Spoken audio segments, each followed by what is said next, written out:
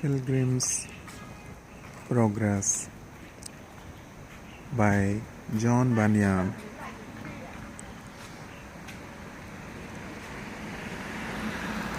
Part 1, the 10th stage. Christian and hopeful entering into the celestial city.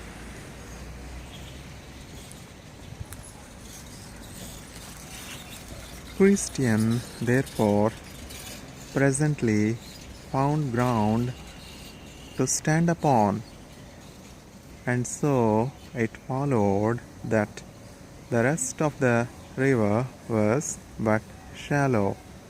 Thus they got over. Now, upon the bank of the river, on the other side, they saw the two shining men again, who there waited for them. Wherefore, being come out of the river, they saluted them, saying, "We are ministering spirits, sent forth to minister for those that shall be the heads of salvation." Thus they went along towards the gate. Now you must note that the city stood upon a mighty hill, but the pilgrims went up that hill with ease, because they had these two men to lead them up by the arms. They had likewise left their mortal garments behind them in the river. For though they went in with them, they came out without them. They came out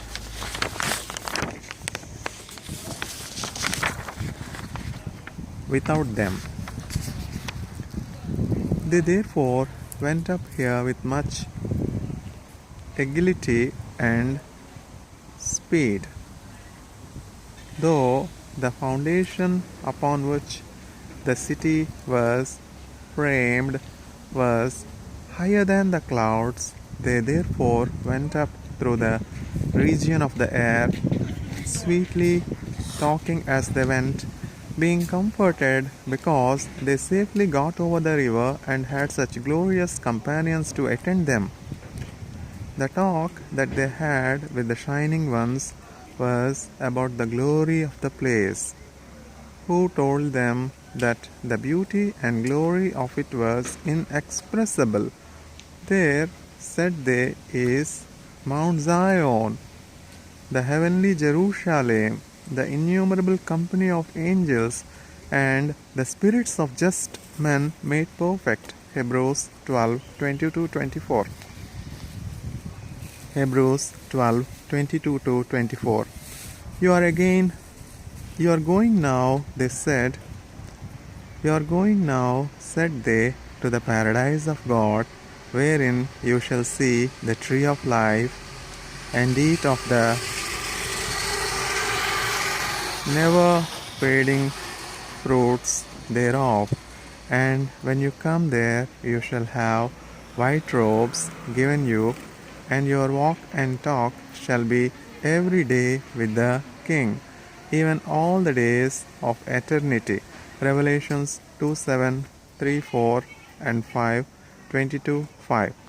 There you shall not see again such things as you saw when you were in the lower region upon earth, to wit, sorrow, sickness, affliction, and death. For the former things are passed away. Revelations 21:4.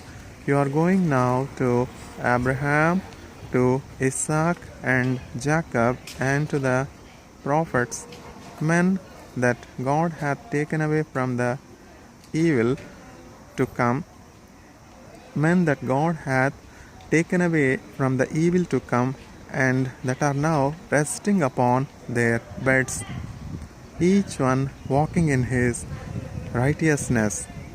The men then asked, "What must we do in the holy place?" To whom it was answered, "You must there receive the comfort of all your toil, and have joy for all your sorrow. You must reap what you have sown, even the fruit of all your prayers and tears and sufferings from the king by the way." Galatians 6, 7 and 8. In that place you must wear crowns of gold and enjoy the perpetual sight and vision of the Holy One, for there you shall see him as he is. 1 John 3, 2.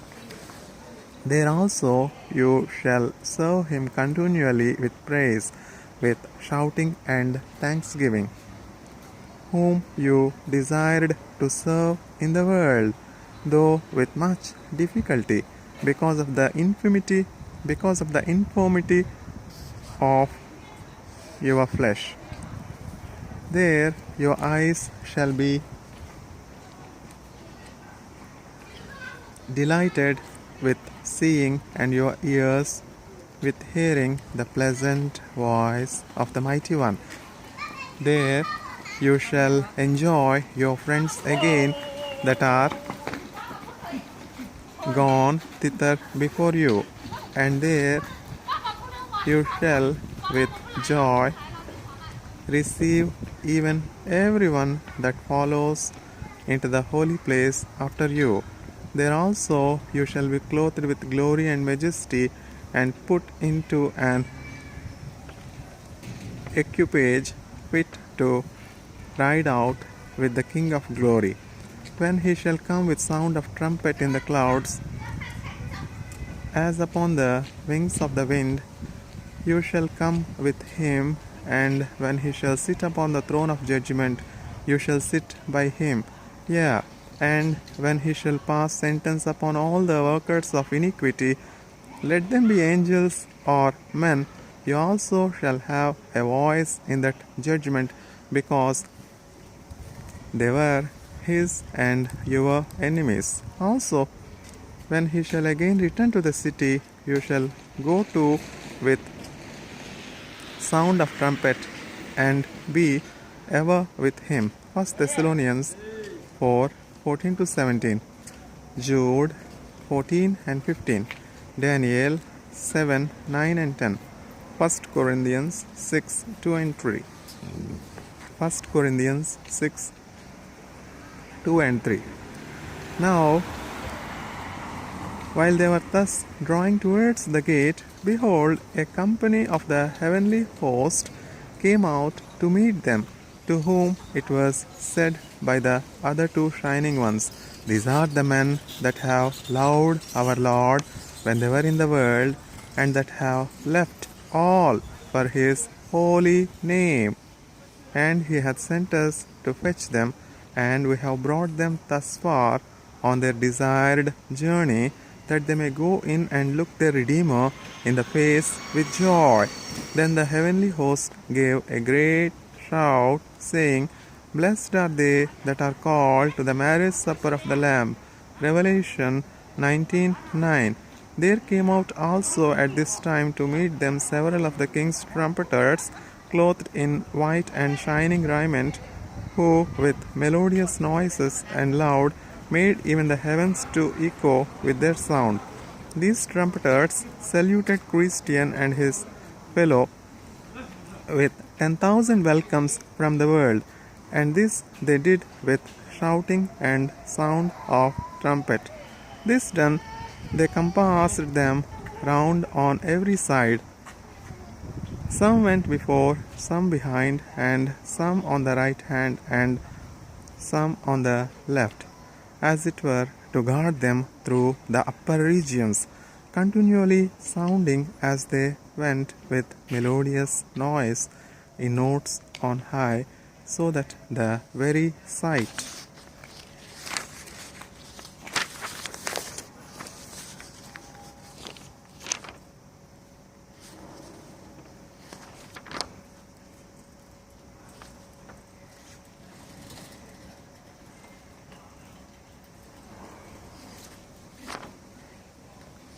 so that the very sight was to them that could behold it as if heaven itself was come down to meet them.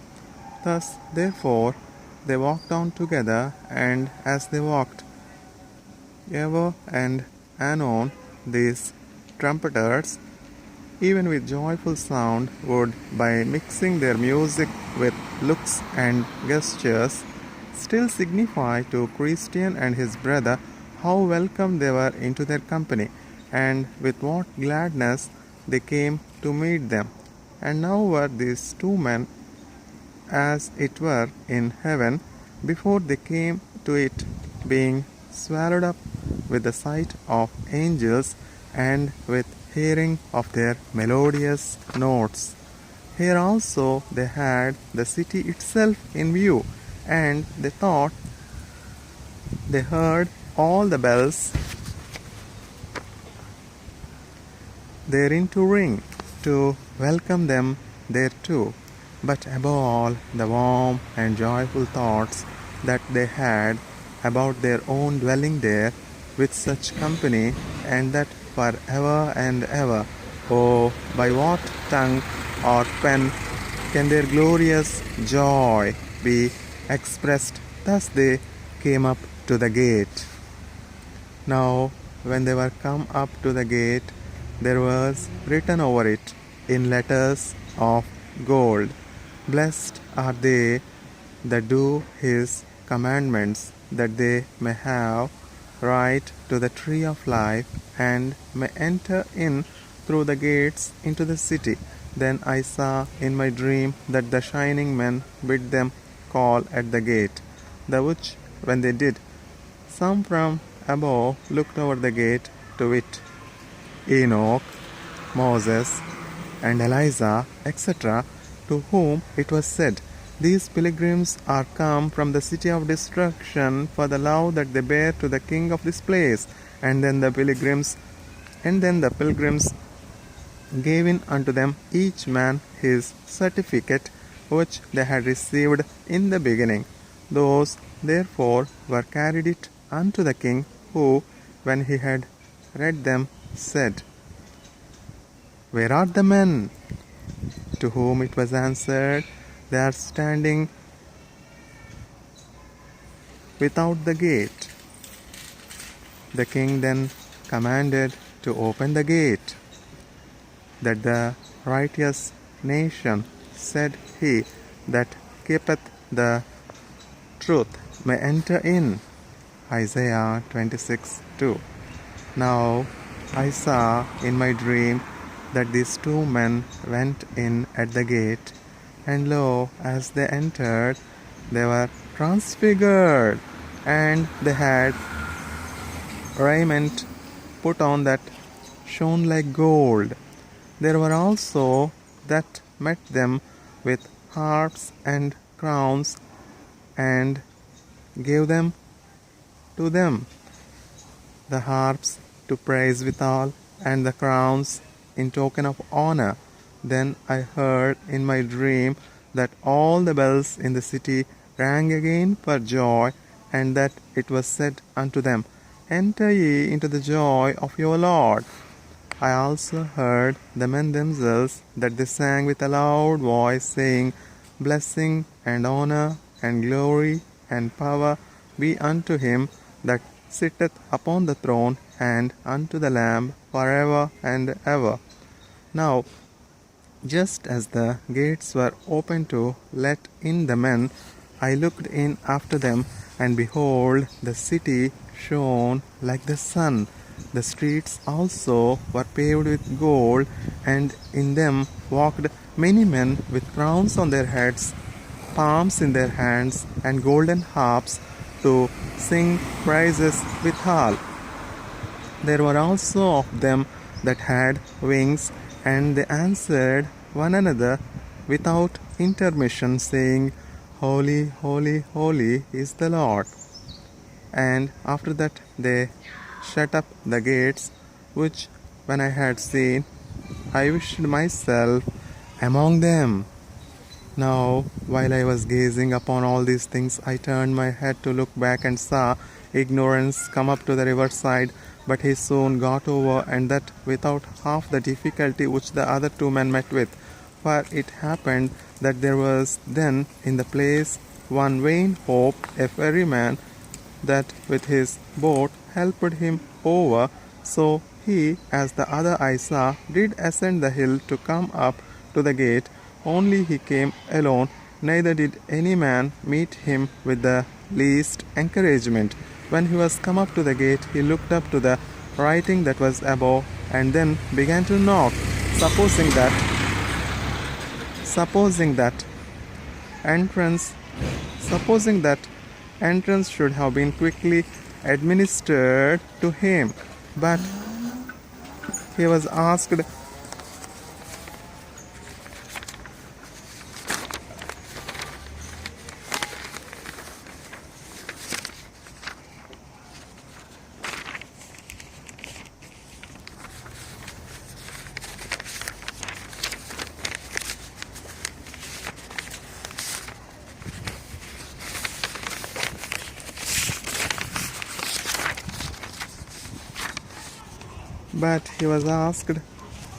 by the men that looked over the top of the gate,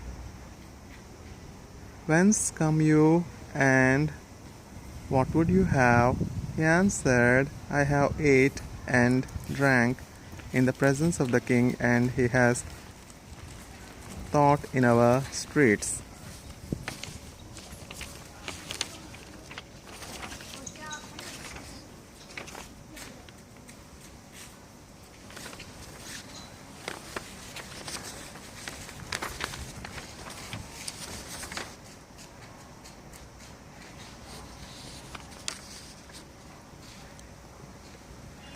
He answered, "I have ate and drank in the presence of the king, and he has taught in our streets."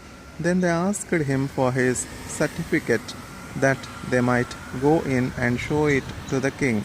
So he fumbled in his bosom for one, and found none. Then said they, "Have you none?" But the man answered, "Never a word." So they told the king, but he would not come down to see him, but commanded the two shining ones that conducted Christian and Hopeful to the city to go out and take Ignorance and bind him hand and foot and have him away. Then they took him up and carried him through the air to the door that I saw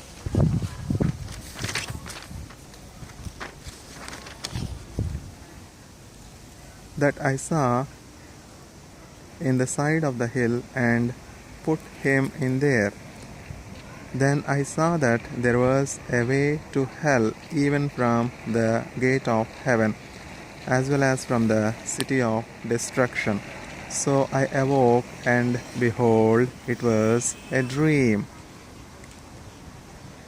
Conclusion. Now, reader, I have told my dream to thee. Now, reader, I have told my dream to thee.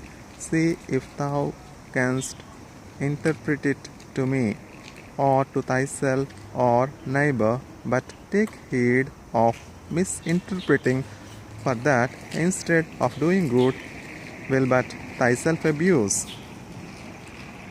By misinterpreting, evil ensues. Take heed also that thou be not extreme in playing with the outside of my dream, nor let my figure or similitude put thee into a laughter or a feud. Leave this for boys and fools. But as for thee, do thou the substance of my matter see, put by the curtains, look within my veil. Turn up my metaphors, and do not fail. There, if thou seekest them, such things thou wilt find, as will be helpful to an honest mind. What of my dross thou findest there, be bold to throw away, but yet preserve the gold. What if my gold be wrapped up in ore? None throw away the apple for the core. But if thou shalt cast all away as vain, I know not, but it will make me dream again.